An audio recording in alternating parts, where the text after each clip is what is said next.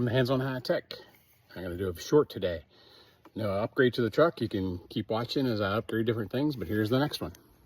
All right, this big old antenna, we're going to replace with this little one. So here goes. So you unscrew this. I already did a little bit. Might have to get a wrench sometimes. Pull it out, toss it. Open this up. Boom. We're allowed the antenna. Look at this, antenna and screws. Figure out which one goes in there real quick, and we'll screw that in, and I'll show you the result. All right, so I found the one. It's that one. I still have these other two here in my hand, so I'm gonna put that one in there, and we'll screw it in. All right, get it screwed in.